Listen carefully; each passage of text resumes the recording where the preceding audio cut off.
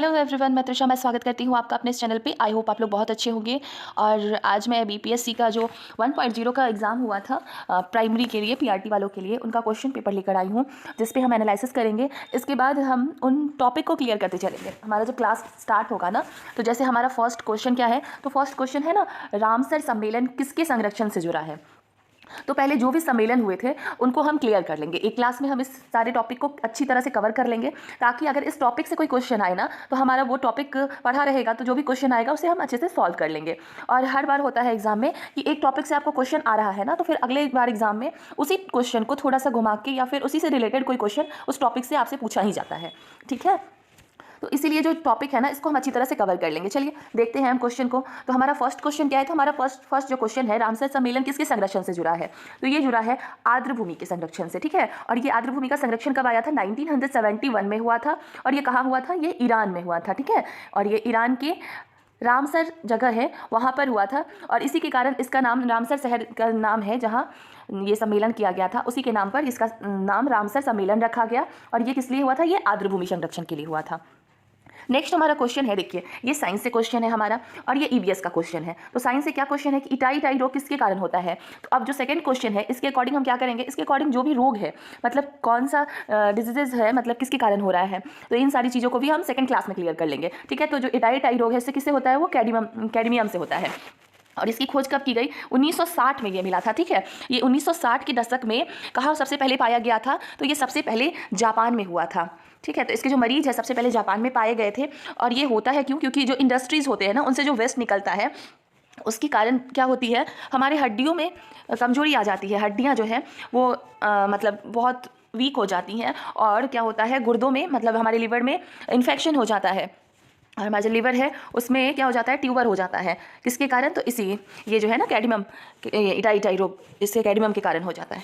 ठीक है, नेक्स्ट हमारा क्या है, निम्नलिखित में से कौन सा स्वास्थ्य ने इन सीटू संरक्षण के अधीन शामिल नहीं है। तो इसमें नहीं है, निगेटिव पूछा गया है। तो ये देखिए, मतलब वन जीव अभ्यारण्य, तो इन सीटू का मतलब क्या है कि कुछ ऐसे जीव जो हैं क्या हो रहे हैं, लुप्त प्राय हो रहे हैं। कुछ ऐसे जीव जो लुप्त प्राय हो रहे हैं, और उनके संरक्षण के लिए उनको वहीं पर मतलब संरक्षित किया गया, ताकि उनका जो है सो पॉपुलेशन बढ़ाया जा सके। तो ये कैसे, कहाँ किया जा रहा है, तो ये वन जीव अभ्यारण्य होगा। ठीक है, और राष्ट्रीय उद्यान भी होगा। तो ये जो है ना, वनस्पति उद्यान नहीं होगा। ठीक है, इसका सही उत्तर क्या होगा, इसका सही उत्तर होगा वनस्पति उद्यान, क्योंकि इसमें पूछा जा रहा है कि इन सीटू के अधीन शामिल नहीं है, इसलिए वनस्पति उद्यान होगा। नेक्स्ट हमारा क्या है, पारिस्थितिकी तंत्र में वाई आकार की ऊर्जा का मॉडल किसके द्वारा दिया गया है। तो ये वाई आकार का जो ऊर्जा का मॉडल है, ये ओंडम के द्वारा दिया गया है। तो ये जो देखिए, ये भी हमारा क्वेश्चन कहाँ से, ये हमारा क्वेश्चन ईवीएस से पूछा गया है। ठीक, तो ये जो ओंडम है, उनके द्वारा वाई आकार की ऊर्जा का प्रवाह दिया गया है। तो इसे हम सारे क्लास जो होगा ना हमारा, उसमें हम पूरी तरह से इसको क्लियर कर लेंगे कि कौन सा मॉडल किसके द्वारा दिया गया है। ये जो है ना अल्फा मॉडल, इसको किसके द्वारा दिया गया है, बीटा मॉडल को किसके द्वारा दिया गया है, इन सारी चीज़ों को भी हम क्लियर करते चलेंगे अपने क्लास में। ठीक है, तो अभी तक आपने मेरे चैनल को सब्सक्राइब नहीं किया तो सब्सक्राइब कर लीजिए, और बेल आइकन को भी प्रेस कर दीजिएगा, ताकि मैं जो भी वीडियोस अपलोड करूँ आपको नोटिफिकेशन मिल जाए। और मैं क्लास स्टार्ट करने जा रही हूँ यूट्यूब पे ही, बिल्कुल फ्री क्लास है। और जो एनसीईआरटी टॉपिक्स है ना, उनको भी हम साथ साथ कवर करते चलेंगे। और अपना जो क्वेश्चन है, मतलब इस बार 1.0 में या 2.0 में जो भी आपका क्वेश्चन आया है, उनसे रिलेटेड जो भी टॉपिक है, एक एक क्वेश्चन को हम सॉल्व करेंगे। मतलब उनसे रिलेटेड जो भी टॉपिक है उनको भी हम कवर करते चलेंगे। चलिए हम स्टार्ट करते हैं। मतलब SO2 जो प्रदूषक सूचित होता है, किसके द्वारा सूचित किया जाता है कि यहाँ पर SO2 यानी कि प्रदूषक है, तो ये लाइकेन के द्वारा सूचित किया जाता है। ठीक, सलीम अली पक्षी अभ्यारण्य स्थित है। तो सलीम अली पक्षी अभ्यारण्य जो है कहाँ स्थित है, पश्चिम बंगाल, उत्तर प्रदेश, मध्य प्रदेश, उपयुक्त में से एक से अधिक, उपयुक्त में से कोई नहीं। तो ये देखिए, ये भी क्वेश्चन जो है, कौन सा अभ्यारण्य कहाँ है, इसे भी हम एक टॉपिक में क्लियर कर लेंगे। तो इसका सही उत्तर क्या होगा, इसका सही उत्तर होगा उपयुक्त में से कोई नहीं, क्योंकि सलीम अली पक्षी अभ्यारण्य जो है ना, सो गोवा में है, गोवा के कोच्चि शहर में है। ओके, नेक्स्ट हमारा क्वेश्चन क्या है, IUCN मुख्यालय कहाँ है। IUCN का मुख्यालय कहाँ है, स्विट्जरलैंड। ठीक है, स्विट्जरलैंड के ग्लैंड में, GLAND, ग्लैंड शहर है ना, वहाँ पर इसका मुख्यालय है। एक पोषक स्तर से दूसरे पोषक स्तर में कितना ऊर्जा अवशोषित होती है। तो ये ईवीएस का चैप्टर है, मतलब ऊर्जा का प्रवाह जो होता है, एक पोषक स्तर जो होता है उससे दूसरे पोषक स्तर में ऊर्जा जो है कितनी खर्च हो जाती है, मतलब प्रवाह होती है, सॉरी यहाँ प्रवाह होने के बाद कहा गया है ना। हाँ, तो ऊर्जा जो प्रवाहित होती है वो 10% होती है, बाकी जो 99% होती है वो ऊर्जा नष्ट हो जाती है। सिर्फ 10% ऊर्जा का ही प्रवाह एक पोषक स्तर से दूसरे पोषक स्तर में होता है। और ये दिया गया है किसके द्वारा, 3% जो ऊर्जा का प्रवाह का नियम किसके द्वारा दिया गया है, ये हमारे लिंडमैन के द्वारा दिया गया है। ओके, नेक्स्ट क्वेश्चन हम देख लेते हैं, श्वसन उन्मूलन निम्नलिखित इनमें से पाए जाते हैं। श्वसन उन्मूलन किस में पाया जाता है, ये देखेंगे हम। हमारा फर्स्ट ऑप्शन है लवणोविद, जलोविद और फिर मृदोविद, और उपयुक्त में से एक से अधिक उपयुक्त में से कोई नहीं। तो हमारा उत्तर क्या हो जाएगा? ये भी ईवीएस का क्वेश्चन है। तो आप देख सकते हैं ना 1.0 का जो एग्जाम हुआ था ना, उसमें ईवीएस से बहुत सारे क्वेश्चन थे, लगभग 22-21 क्वेश्चन जो थे आपके ईवीएस से थे। तो इसका सही उत्तर हो जाएगा लवणोविद, जो श्वसन उन्मूलन सबसे ज़्यादा पाया जाता है लवणोविद में। इन सारे टॉपिक को हम क्लियर कर लेंगे, डोंट वरी। आपने अभी तक मैंने क्लास स्टार्ट किया नहीं है, अभी तक हम अपना क्लास स्टार्ट करेंगे तो ये जो भी टॉपिक है ना हमारा बिल्कुल अच्छे से कवर हो जाएगा। नेक्स्ट हमारा क्वेश्चन क्या है? निम्नलिखित में से द्वितीय प्रदूषक कौन है? तो वो द्वितीय प्रदूषक के बारे में पूछा जा रहा है। तो द्वितीय प्रदूषक कौन होता है? जो ये SO2 होता है, कहाँ से निकलता है? ये जीवाश्म ईंधन से उत्सर्जित होता है। तो जो प्राथमिक प्रदूषक कौन होता है? जो डायरेक्ट पॉल्यूशन फैलाते हैं। और द्वितीय प्रदूषण वो होते हैं जो मतलब जो प्रथम प्रदूषक है उससे होकर बनते हैं। तो जो हमारा इसका सही उत्तर हो जाएगा उपयुक्त में से एक से अधिक, क्योंकि ये सब हमारे जो है ये द्वितीय प्रदूषक है। पारिस्थितिकी तंत्र में ऊर्जा का प्रवाह 10% का नियम किसने दिया है? तो ये लिंडमैन ने दिया है। अभी हमने पीछे देखा कि 10% ऊर्जा जो होती है वो एक पोषक स्तर से दूसरे पोषक स्तर में जाती है, और इसका जो नियम है वो किसके द्वारा दिया गया है? लिंडमैन के द्वारा दिया गया है। ये सारे क्वेश्चन आपके ईवीएस से हैं। नेक्स्ट हमारा ये भी क्वेश्चन देख लीजिए, ये भी हमारा ईवीएस का ही क्वेश्चन है, ज्योग्राफी से आता है। इसमें भारत में उष्ण कटिबंधीय वर्षावन पाए जाते हैं। उष्ण कटिबंधीय का क्या मतलब हुआ? मतलब कि जो शांत घाटी होती है, शांत घाटी में पाए जाते हैं। ठीक है, ऐसे वन कहाँ पाए जाते हैं? तो शांत घाटी में पाए जाते हैं, जो बहुत ही गर्म एरिया होता है, मतलब कि बहुत ही हॉट होता है, वहाँ बहुत ज़्यादा गर्मी होती है और ये हॉटेस्ट एरिया होता है। और यहाँ वर्षा जो होती है ना, वर्षा कितना होती है? तो यहाँ वर्षा होती है आपको 50 से लेकर 260 इंच तक। तो यहाँ वर्षा भी बहुत ज़्यादा पाई जाती है। और यहाँ उष्णकटिबंधीय वर्षावन, मतलब कि यहाँ पर उष्ण बहुत गर्मी होकर और बारिश होती है। तो ये कौन सा क्षेत्र होगा? ये केरल भी होगा, कर्नाटक भी होगा, और ये हिमाचल प्रदेश नहीं होगा। तो उपयुक्त में से एक से अधिक हमारा उत्तर हो जाएगा इसका। ये भी देखिए, ये आपका ज्योग्राफी का क्वेश्चन है। और भारत में मीथेन का मुख्य स्रोत क्या है? तो भारत में मीथेन का मुख्य स्रोत क्या है? तो ये है हमारा धान का खेत, और इसमें से जो 11% जो है वो मीथेन सिर्फ धान के खेत से निकलती है।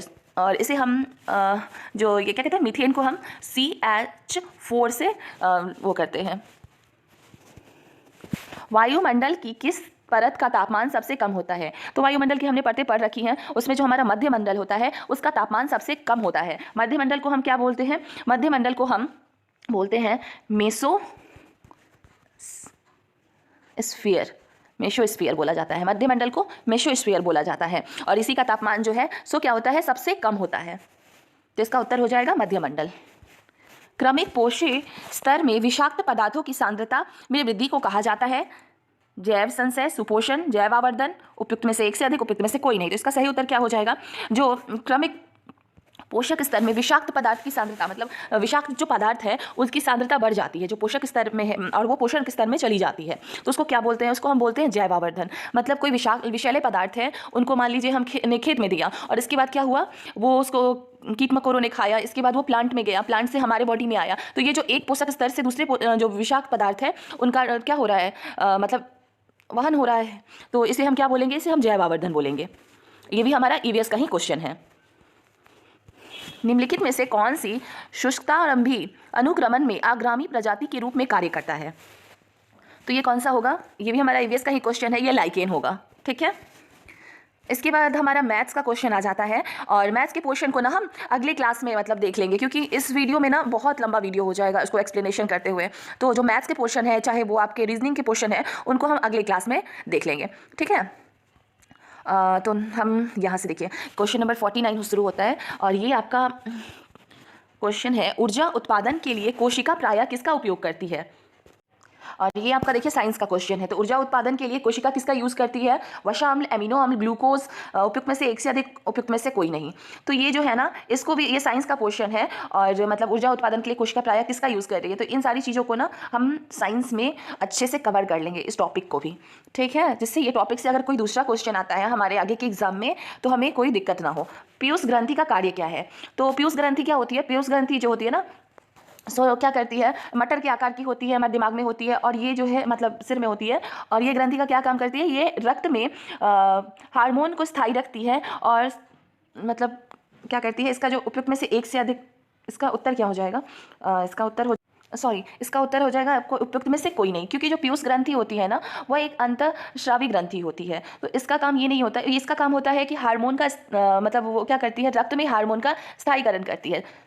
और यहाँ जो दिया गया है ना, शरीर में चीनी और नमक का स्तर को नियंत्रित करती है, ये नहीं होगा। पुरुषों में यौन अंगों को विकसित करती है, भी नहीं होगा। और सभी अंगों में वृद्धि को प्रोत्साहित करती है, तो ये सब काम उसका नहीं है। ये बस क्या काम करती है, रक्त में हार्मोन को स्थायित्व करती है। ठीक है, तो ये सब हमारे साइंस के क्वेश्चंस हैं और ये ब्रेन से रिलेटेड क्वेश्चन है। फिर ये भी देखिए, ये भी उसी टॉपिक से है। मस्तिष्क में कौन से भाग रक्तचाप को नियंत्रित करता है? तो मस्तिष्क का मतलब हमारे दिमाग का कौन सा ऐसा भाग है जो हमारे रक्तचाप को नियंत्रित करता है? तो आपने ब्रेन के बारे में अगर पढ़ा होगा तो उसमें बताया जाता है कि जो मेडुला होता है ना, वो हमारे ऑटोमेटिक जो शरीर का फंक्शन होता है उसको वो कंट्रोल करता है। जो इसमें मेडुला सिर्फ ऑप्शन नंबर 1 में है, तो इसका ये हो जाएगा। ठीक है, ऑप्शन नंबर 1 सही हो जाएगा। मेडुला क्या करता है? तो मेडुला जो है हमारे श्वास को, हमारे हृदय के अंदर जो स्पंद होते हैं, मतलब हृदय की धड़कन को, इन सारी चीज़ों को कंट्रोल कौन करता है? तो ये मेडुला का काम है। तो ये मेडुला जो है ये सारी चीज़ें मतलब रक्तचाप को भी नियंत्रित रखता है।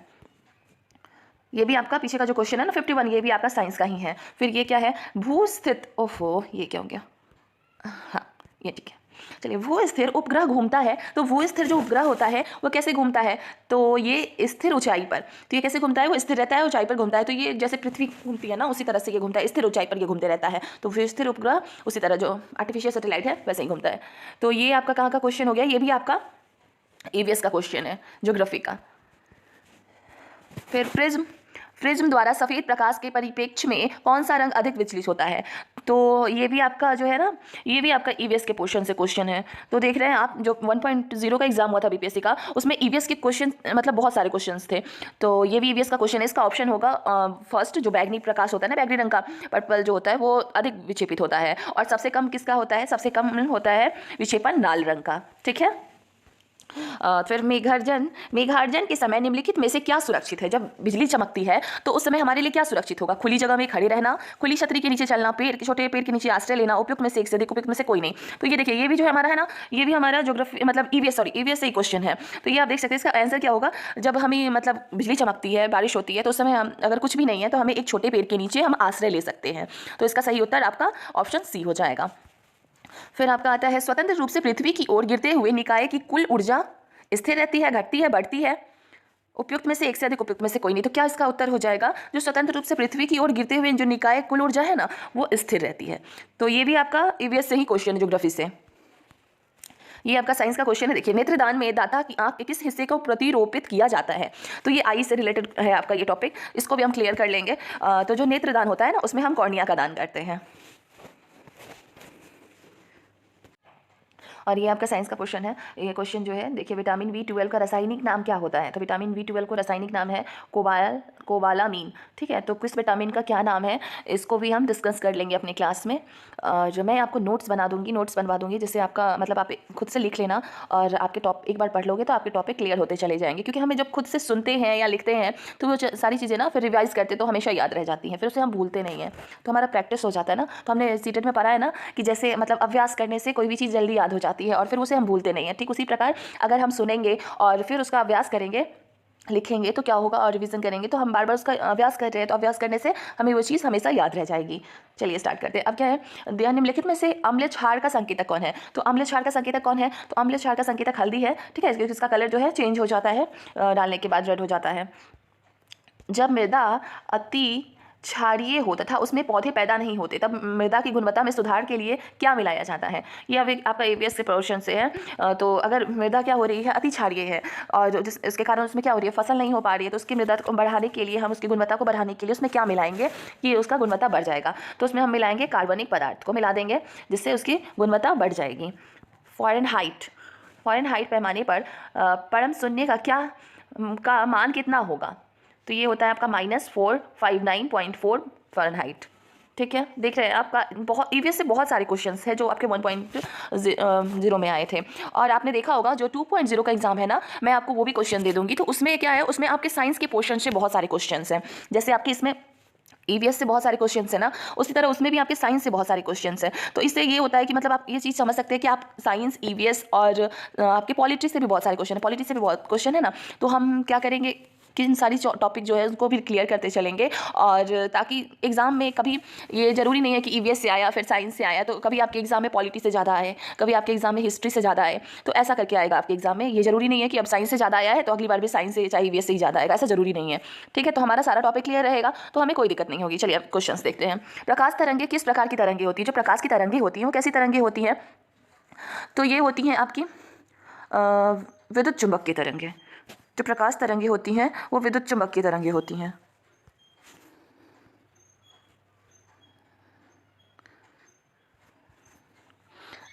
इसके बाद क्या है? प्रबल अम्ल और दुर्बल क्षार से बने लवण का पीएच मान क्या होगा? एक प्रबल अम्ल है और एक दुर्बल क्षार है, दोनों से जो बना का लवण अगर कोई बनाते हैं उसका पीएच मान क्या होगा? 10 या 14 से के बीच होगा, 7 के अधिक होगा, या 7 से कम होगा? उपयुक्त में से एक से अधिक। तो इसका उत्तर हो जाएगा आपका 7 से कम होगा, क्योंकि ये एक प्रबल अम्ल है और दुर्बल क्षार है, तो उसका मान कैसे हो जाएगा? 7 से कम होगा, क्योंकि 7 से अधिक होता है तो वो एसिडिक हो जाता है। फिर ये क्या है? गीगाबाइट जीबी बराबर होता है, ऑप्शन नंबर सी, 1024 मेगाबाइट के। ठीक है, फिर सोडियम हाइड्रोक्साइड और हाइड्रोक्लोरिक अम्ल को अभिक्रिया से सोडियम क्लोराइड जल बनते हैं, यह कौन सी अभिक्रिया है? तो ये आपकी उदासीनीकरण है। तो ये जो अभिक्रिया है ये उदासीनीकरण है। ये देखिए आपके ये केमिस्ट्री के पोर्शन से ये क्वेश्चन आया है। और चलिए अब आगे का क्वेश्चन देख लेते हैं। इस सारी चीज़ों को अपनी क्लास में हम ना एकदम अच्छे से क्लियर कर लेंगे, आपको कोई दिक्कत नहीं होगी। अगर आप मेरे साथ अभी मेरे चैनल को सब्सक्राइब नहीं किया तो सब्सक्राइब कर लीजिए, क्योंकि अब हम क्लास स्टार्ट करने वाले हैं। एक ही 2 दिन में हमारा क्लास स्टार्ट हो जाएगा। चलिए आगे का क्वेश्चन हम देखते हैं। नेक्स्ट क्वेश्चन क्या है? कथन एक पृथ्वी एक परिवार एक भविष्य किसके साथ संबंध है? ये किसके साथ संबंध है? एक पृथ्वी एक परिवार जो है ये जो हमारा है ना G20 के साथ संबंधित है, G20 सम्मेलन के साथ संबंधित है। इस बार G20 का कहाँ हुआ था? तो इस बार G20 का सम्मेलन का आयोजन जो है वो हमारे भारत में किया गया था, नई दिल्ली में। क्वाड के संबंध में निम्नलिखित में से कौन सा कथन सही है? इसका 4 देशों के बीच समुद्री सहयोग बढ़ाने का इरादा था। क्वाड 4 देश भारत, अमेरिका, जापान और ऑस्ट्रेलिया का एक रणनीति मंच है। इसकी उत्पत्ति 2004 में हुई थी। उपयुक्त में से एक से अधिक। तो जो क्वाड जो है ना वो 4 देशों का संयुक्त वो है बनाया गया। इसके बाद इसका जो उत्पत्ति हुई है 2004 में ये बनाया गया, और ये समुद्री सहयोग को बढ़ाने के इरादे से इसका निर्माण किया गया था। तो उपयुक्त में से इसका आंसर जो है ना सभी हो जाएगा। ये आपके करंट अफेयर्स से जीके से रिलेटेड क्वेश्चन है। तो इसीलिए मैंने आपको अपने पिछली वीडियो में बताया था कि आप एक बुक ले लो। अगर आपने मेरी पिछली वीडियो को नहीं देखा है तो आप वो वीडियो देख लीजिए, क्योंकि इसमें मैंने बताया है कि आप या तो स्पीडी ले लीजिए, तो स्पीडी या प्रतियोगिता दर्पण महीने का आता है ना हर मंथ का, तो आप प्रतियोगिता दर्पण ले लीजिए। उसमें ना आपका जो करंट अफेयर है वो भी अच्छी तरह से क्लियर हो जाएगा। और कौटिल्य किस स्थान में राजनीति विज्ञान और अर्थशास्त्र के प्रधान अध्यापक थे? तो ये तक्षशिला में थे। ये आपका हिस्ट्री का क्वेश्चन है। ठीक, तो आपने देख सकते हैं इसमें हिस्ट्री का ना बहुत कम ही क्वेश्चन पूछा गया था। ये देखिए, ये बिहार में 1781 में विद्रोह में निम्नलिखित में से कौन सा कथन सही? तो 1781 में जो विद्रोह हुआ था ना बिहार में, उसके बारे में पूछा जा रहा है कि कौन सा कथन सही है। अंग्रेज बिना किसी परेशानी के विद्रोह का कुचलने में सफल रहे, या जमींदारों द्वारा किया गया विद्रोह था, या किसानों द्वारा किया गया विद्रोह था? तो उपयुक्त में से एक से अधिक। तो इसका उत्तर उपयुक्त में से एक से अधिक हो जाएगा, क्योंकि वो अंग्रेज इसे आसानी से इसे कुचल दिए, और ये जमींदार और किसान दोनों द्वारा किया गया था। भारत ने किस देश के साथ मिलकर net zero innovation virtual centre बनाने की घोषणा की है? ब्राजील, रूस, ब्रिटेन। तो ये ब्रिटेन के साथ घोषणा की है भारत ने। तो ये आपका जीके का क्वेश्चन है। नेक्स्ट क्वेश्चन हमारा क्या है? भारत की नव उद्घाटित संसद में सांसदों के कुल की सीट कितनी सीटें हैं? जो नव उद्घाटित संसद है ना उसमें सीटों के बारे में पूछा जा रहा है कि संसद में भारत में कितनी सीटें हैं। तो वो आपका कौन सा उत्तर सही हो जाएगा इसमें? तो हमारा उत्तर होगा सी, 1272 सीटें हैं भारत में। भारत सरकार ने किसान बीमा दावों के लिए कौन सा ऑनलाइन प्लेटफॉर्म लॉन्च किया है? तो ये कौन सा प्लेटफॉर्म है जो किसान बीमा दावों के लिए लॉन्च किया गया है? ये हमारा है डिजी क्लेम प्लेटफॉर्म। जो डिजी क्लेम प्लेटफॉर्म है उसे लॉन्च किया गया है भारत सरकार के द्वारा। ये एक बीमा वो है जो किसानों के लिए लाया गया है। ठीक है, इसके बाद नेक्स्ट क्वेश्चन क्या है? नासा के मून टू मार्स प्रोग्राम के मुख्य रूप में किन नियुक्त किया गया है? प्रमुख के रूप में अमित क्षत्रिय जो है ना उनको नासा का प्रमुख के रूप में नियुक्त किया गया है। जो मून टू मार्स प्रोग्राम किया गया था ना, इसके बारे में भी हम अच्छे से एक्सप्लेनेशन के साथ क्लास में ख़त्म करेंगे। इसको जो पूरा टॉपिक है ना इसको एकदम अच्छे से कवर हो जाएगा हमारा। नेक्स्ट है बिहार मद्य निषेध और उत्पाद शुल्क संशोधन अधिनियम 2022 के अनुसार शराब की ढुलाई करने वाले वाहनों को छोड़ने हेतु जुर्माने के रूप में उनकी बीमित राशि का कितना प्रतिशत देना होगा? तो उसका 10% जो है वो उनको देना पड़ेगा। ये आपका करंट का क्वेश्चन सारा है। एयरबस का बोइंग से मुकाबले के लिए किस देश ने CN-19 यात्रा विमान बनाया है? ये बनाया है चीन ने। ठीक है, नेक्स्ट हमारा क्वेश्चन है, कृतिराज सिंह किस खेल से संबंधित है? जो कृतिराज सिंह है वो भारोत्तोलन से संबंधित है। ये हमारा जीके का क्वेश्चन है। बिहार उद्योग विभाग द्वारा जारी उद्योग विकास रैंकिंग 2022 में किस जिले ने सर्वोच्च स्थान प्राप्त किया है? तो ये आपका बिहार से रिलेटेड क्वेश्चन है। ठीक है, तो जो बिहार रिलेटेड क्वेश्चन है इसमें जो है इसका ऑप्शन होगा सिवान। सिवान जो है उसने क्या क्या है, औद्योगिकी विकास रैंकिंग में 2022 में सर्वोच्च जिला का सम्मान प्राप्त किया है। मौलिक अधिकारों को लागू करने के लिए न्यायालय निम्नलिखित में से किसे जारी कर सकता है? तो वो रिट जारी कर सकता है। नेक्स्ट हमारा क्वेश्चन है, क्वेश्चन नंबर कितना, 78 में पहुंच गया ना। निम्नलिखित में से कौन सा बांध महानदी पर है? तो जो महानदी पर कौन सा बांध है इसके बारे में भी अच्छे से पढ़ लेंगे, कौन सी नदी पर कौन सा डैम बनाया गया है। तो ये भी टॉपिक हमारा अच्छे से क्लियर हो जाएगा एग्जाम से पहले। तो इसका होगा उपयुक्त से अधिक, क्योंकि ये जो बांध सब है, हीराकुंड बांध जो भी बांध है ये आपका सब महानदी पर बनाए हुए बांध है। अलास्का मस्जिद जो हाल ही में खबरों में थी किस शहर में स्थित है? अलास्का मस्जिद जो है वो जेरूसलम में अवस्थित है। तो ये आपका करंट से क्वेश्चन है। निम्नलिखित में से कौन सा देश नाटो का सदस्य है? तो कौन सा देश नाटो का सदस्य है? तो उपयुक्त में से एक से अधिक होगा। तो डेनमार्क, बेल्जियम, कनाडा ये सारे जो है नाटो के सदस्य हैं। GT ट्रवार्ट के अनुसार भारत में AM प्रकार की जलवायु का क्षेत्र है, कौन सा क्षेत्र है? पश्चिमी घाटी, ऑप्शन नंबर C हो जाएगा। इसके बाद क्वेश्चन क्या है, उत्तरी भारत में शीतकाल में उपजाई जाने वाली चावल की फसलों को स्थायी नाम है, चावल की जो फसल है उसका स्थायी नाम पूछा जा रहा है, जो उत्तरी भारत में उपजाई जाती हैं, जो हिमालय क्षेत्र मतलब ऊपर के जो क्षेत्र हैं वहाँ उपजाए जाते हैं। तो वो कौन कौन से हैं? तो वो हमारा है अमन, साली और अगहनी। ठीक है, तो कब कहाँ कौन सी फसलें उपजाई जाती हैं इसको भी हम अपने क्लास में अच्छे से कवर कर लेंगे। निम्नलिखित में से कौन सी मध्यवर्ती गंगा के मैदान कृषि जलवायु प्रदेश की विशेषता नहीं है? तो इसमें नहीं है पूछा जा रहा है। तो ये सारी जो विशेषताएं हैं ना वो जो आपका है मैदानी क्षेत्र कृषि जलवायु प्रदेश की विशेषताएं हैं। जैसे यहाँ 100 से किमी से अधिक वर्षा होती है, तो वर्षा होगी तभी ना वहाँ पर मतलब फसलें अच्छी होंगी। तो कृषि का क्षेत्र है, जलवायु अच्छी है वहाँ की, गंगा और उसकी सहायक नदियों का प्रवाह होता है वहाँ पर, तो यहाँ फसल अच्छी होगी। इसका 2 या 2 से अधिक राज्यों में विस्तार है। तो ये सारी चीज़ें आपका पॉजिटिव है। तो ये ऑप्शन आपका ऑप्शन नंबर E सही हो जाएगा। ऑप्शन नंबर E सही हो जाएगा, उपयुक्त में से कोई नहीं, क्योंकि यहाँ पर पूछा जा रहा है कौन सा विशेषता नहीं है। ठीक है, तो इसलिए ऑप्शन नंबर E हो जाएगा। उत्तरी भारत में शीतकाल में उपजाई जाने वाली चावल की फसलों के स्थायी नाम है। ये हमारा हो चुका है ना, यस।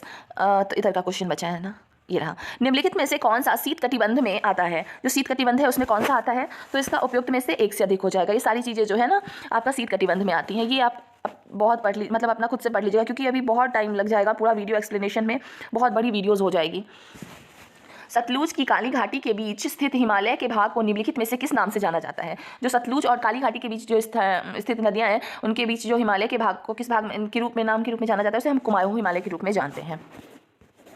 नेक्स्ट हमारा नेक्स्ट क्वेश्चन है, निम्नलिखित में से कौन सा कथन सही है? भारत के क्षेत्र विश्व के क्षेत्र का 2.6% है। 2011 की जनगणना के अनुसार सिक्किम की जनसंख्या 6 लाख है। क्षेत्रफल की दृष्टि से उत्तर प्रदेश भारत का सबसे बड़ा राज्य है। तो इसका सही उत्तर क्या हो जाएगा? इसका जो है ना सही उत्तर ये हो जाएगा, जो 2011 की जनगणना के अनुसार जो है सिक्किम क्या कहते हैं, जनगणना के अनुसार सिक्किम जनसंख्या वाला 6 की जो जनसंख्या है सिक्किम की वो 6 लाख है। नेक्स्ट हमारा क्वेश्चन है, भारत में 1952 में राष्ट्रीय वन नीति में उल्लेखनीय देश के कुल भौगोलिक क्षेत्र में वन क्षेत्र का वांछनीय प्रतिशत कितना होना चाहिए? मतलब भारत में कितना वन होना चाहिए, कितने प्रतिशत भाग पर वो बताना है। तो वो 33% भाग पर जो है वो वन होना चाहिए। ओके, नेक्स्ट हमारा क्या है, निम्नलिखित में से कौन सा स्थानांतरित कृषि का स्थायी नाम है? पोदू, बेबर, दलिया। तो उपयुक्त सभी होगा इसका उत्तर, क्योंकि ये सभी है। नेक्स्ट हमारा क्वेश्चन है, अमेज़न बेसिन में एक बड़े मकान को क्या नाम दिया उसकी छत की तिरछी खड़ी ढाल होती है? तो क्या नाम दिया गया है अमेज़न बेसिन में, उसका क्या नाम दिया गया है? तो ये होगा आपका मैन्योल। ऑप्शन नंबर B सही होगा आपका, मैन्योल कहा जाता है उसको। फिर क्वेश्चन है, ऐतिहासिक दक्षिणी पथ नाम क्षेत्र का विस्तार है। तो ये कहाँ से कहाँ तक विस्तार है? जो दक्षिणी पथ है उसका विस्तार है विंध्याचल पर्वतीय श्रेणी से कृष्णा नदी के मध्य तक। ओके, तो ये सब ये आपका ज्योग्राफी से रिलेटेड क्वेश्चन था। फिर आपका आता है अरब सागर और बंगाल की खाड़ी के प्रवाह तंत्र के बीच मुख्य जल विभाजक है। जो अरब सागर है और बंगाल की खाड़ी दोनों के बीच जो जल विभाजक का काम कौन करता है, तो वो हमारा हो जाएगा option number C, Delhi ridge, Aravali पर्वत, सह्याद्री और अमरकंटक की पहाड़ियाँ।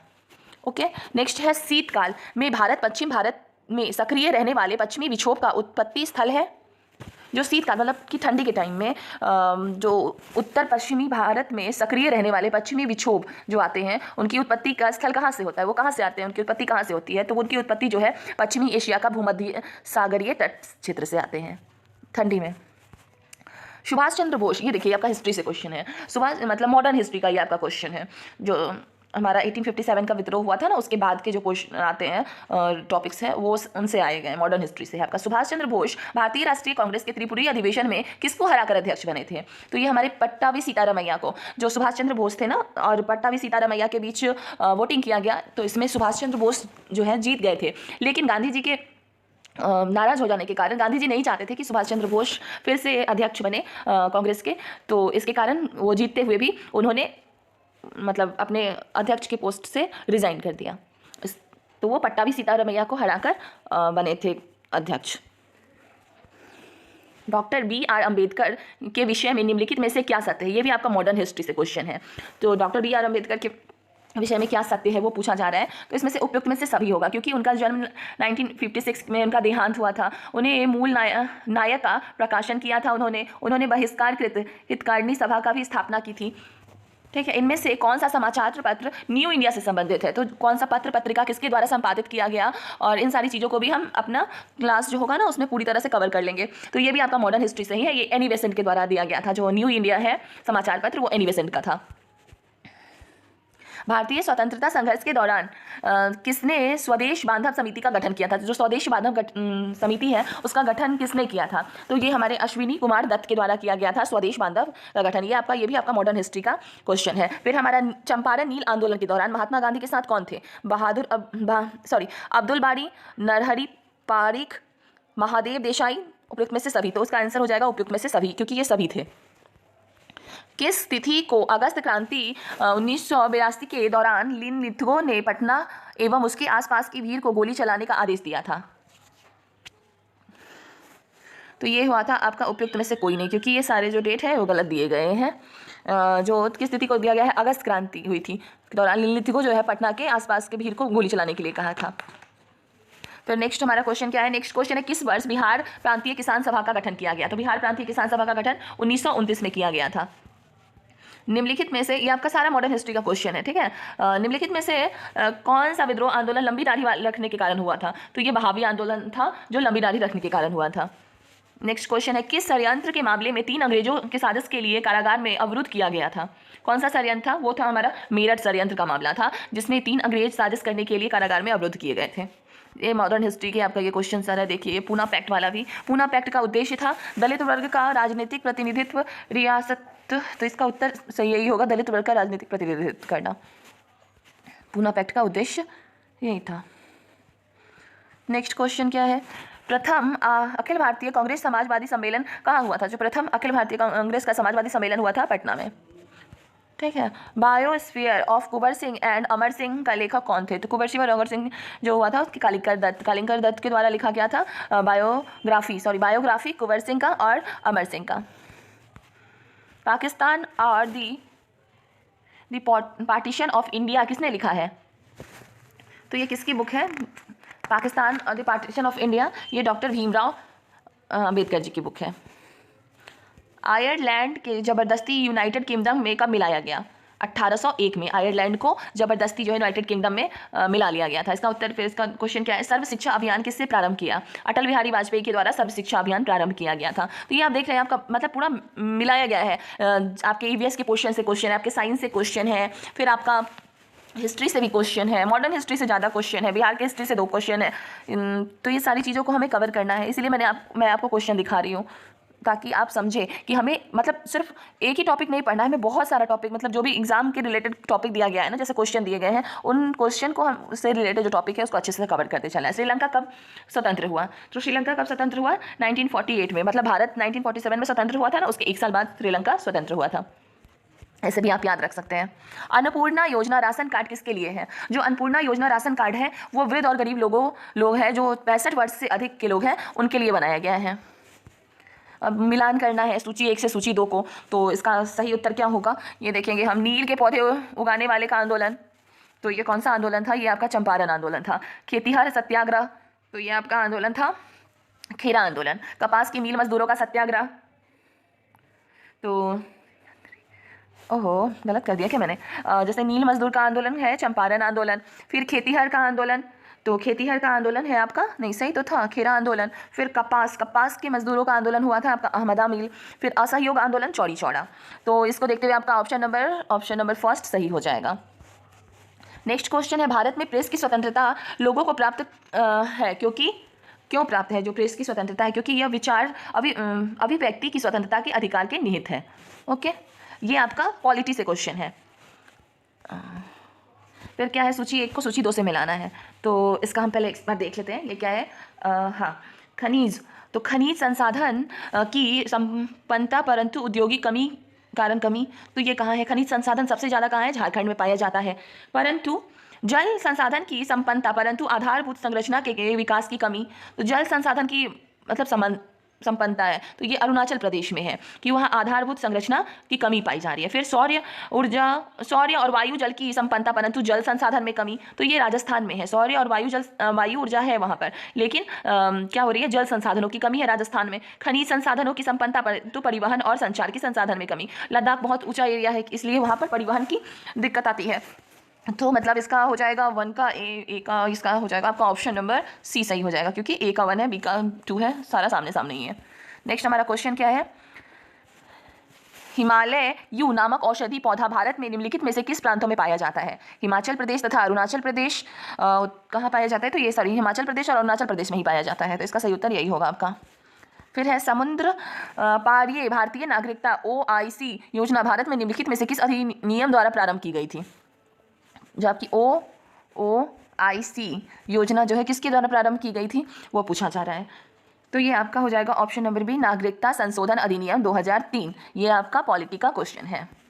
नेक्स्ट है, निम्नलिखित में से कौन सा भारत में कठोर जाति व्यवस्था के लोप होने के मुख्य कारण के रूप में जाना जाता है? जो जाति की व्यवस्था है ना, वो कठोर व्यवस्था कौन सी है जिसके कारण जाति व्यवस्था लोप होती जा रही है, उसके बारे में पूछा गया। तो ये साक्षरता एवं शिक्षा विकास है, संविधान तथा उसकी आधारभूत संरचना भी है, सामाजिक सुधार एवं आर्थिक विकास भी है। उपयुक्त में से सभी होगा, क्योंकि सारी जो कारण है उनके कारण क्या हो रहा है? जाति व्यवस्था लोप होने के प्रमुख कारण है।